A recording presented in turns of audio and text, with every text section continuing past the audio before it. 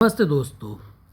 आज हम पेटीएम के बारे में थोड़ा सा डिस्कशन करेंगे और नॉट ओनली पेटीएम बल्कि सिर्फ बुक वैल्यू, इंट्रिंसिक वैल्यू, कुछ कंसेप्ट्स होते हैं उनके बारे में भी देखेंगे, जिससे कि हमें पता चले कि हमें किसी शेयर को खरीदते समय क्या क्या बातों का ध्यान रखना चाहिए। देखिए, बहुत सारे वेरिएबल्स होते हैं, डेटा पॉइंट्स होते हैं, चीज़ मतलब कई सारे आप कह सकते हो कि नंबर्स, फिगर्स होते हैं जिनको हमें ध्यान में रखना चाहिए, या क्राइटेरिया होता है स्टॉक को चुनने का।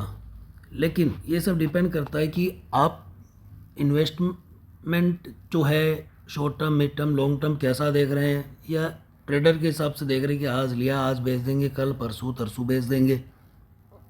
तो बात करते हैं पेटीएम की। दोस्तों, पेटीएम में कई सा बहुत बड़ा मैनिपुलेशन जो है यहाँ पर साफ दिखता है कि आज इस शेयर के अंदर आप साफ देखिए कि लोअर सर्किट जो है इसका हिट हो गया। कैसे, ये देखिए, ये लोअर सर्किट की वैल्यू है 394, यहाँ पर आपको साफ दिख रही होगी 394 रुपीज़ 65 पैसा, और ये 395 पे चला गया। तो लोअर सर्किट पे जा करके फिर ये 6% अभी बढ़ गया है।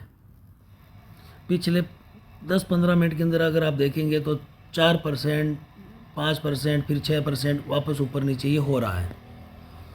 तो ये परसेंटेज कहाँ से हो रहा है? 6% या 6.5%, 5%, जो भी आपको ऊपर दिख रहा है ये वैल्यू, ये कल की क्लोजिंग के कंपैरिजन में है या उसके रिलेटिव है।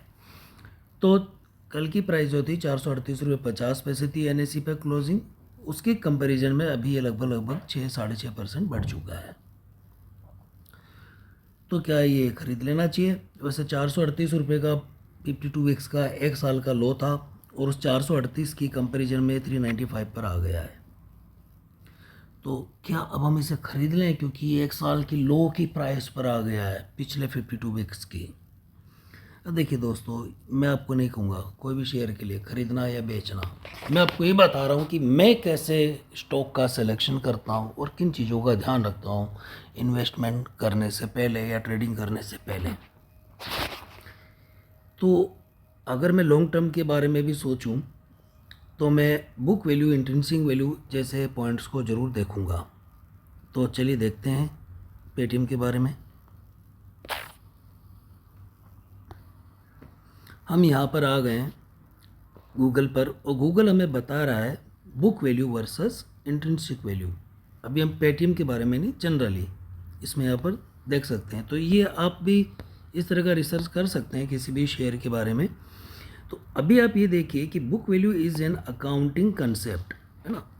तो ये जो खाता होता है ना, उससे संबंधित या फाइनेंशियल कंडीशंस के आधार पर ये तय किया जाता है कि बुक वैल्यू क्या है। इंट्रिंसिक वैल्यू जो होती है वो इकोनॉमिक कंसेप्ट है। देखिए, ये एक फ़र्क है अकाउंटिंग कंसेप्ट और इकोनॉमिक कंसेप्ट। अकाउंटिंग यानी खाता या बही खाता, या और भी कोई शब्द आप हिंदी में या अन्य भाषा में यूज़ कर सकते हैं।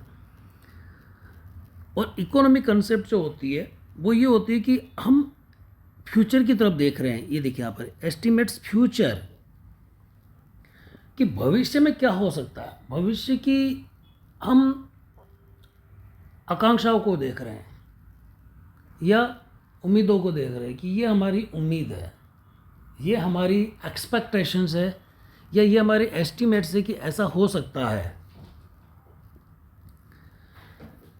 तो इंट्रिंसिक वैल्यू भी आप चेक कर सकते हैं और बुक वैल्यू भी चेक कर सकते हैं। चलिए बुक वैल्यू देख लेते हैं अभी।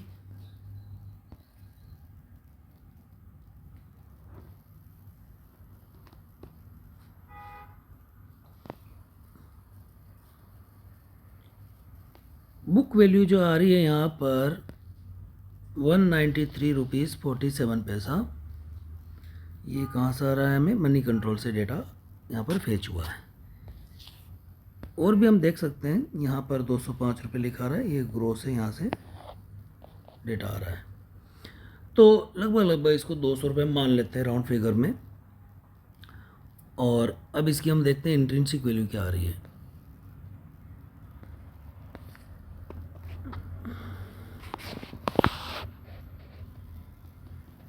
माफ़ करना, हमें यहीं पर इसकी इंट्रिंसिक वैल्यू भी दिख जाएगी नीचे काफ़ी कुछ लोगों ने डिस्कस किया होगा। What is the intrinsic value of A Paytm share, देखिए दिखा रहा है।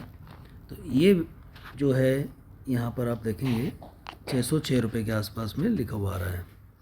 अब ये कब का कैलकुलेशन है ये हम डिटेल में नीचे पढ़ सकते हैं, क्योंकि उस समय प्राइस 487 रुपीज़ के आसपास में थी। तो ये अंडर वैल्यूड था उस समय 20%, क्योंकि 487 प्राइस थी और 606 रुपये इसकी इंट्रिंसिक वैल्यू थी। तो इस समय प्राइस आप जानते हैं 460 रुपये के आसपास, 450 460 रुपये भी चल रही है और 400 रुपये के नीचे भी गया है। तो इंट्रिंसिक वैल्यू के कंपैरिजन में प्राइस नीचे है, लेकिन इंट्रिंसिक वैल्यू एक एस्टिमेशन है, अनुमान है, और जबकि खाते के हिसाब से बुक वैल्यू को देखा जाता है, जिसके हिसाब से ये दुगने से भी ज़्यादा अभी महंगा है, या ये कह सकते हैं डबल प्राइस्ड है। आमतौर पे अंडर वैल्यूड शेयर जो होते हैं वो बुक वैल्यू से कम के होते हैं। अगर किसी शेयर की बुक वैल्यू 200 रुपये है, आपने कोई शेयर ख़रीदा जिसकी प्राइस 150 रुपये है, 170 रुपये, बहुत ही बढ़िया है। एक ऐसा शेयर मैंने अपने पोर्टफोलियो में ऐड किया हुआ भी है, मैं आपको बताना चाहूँगा उसके बारे में। बुक वैल्यू ऑफ यहाँ पे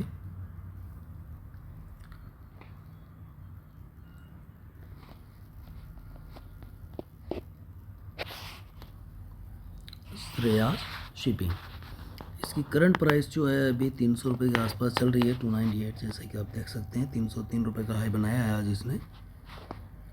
और इसकी बुक वैल्यू देखते हैं क्या आ रही है। बुक वैल्यू पर शेयर 372 रुपीज़।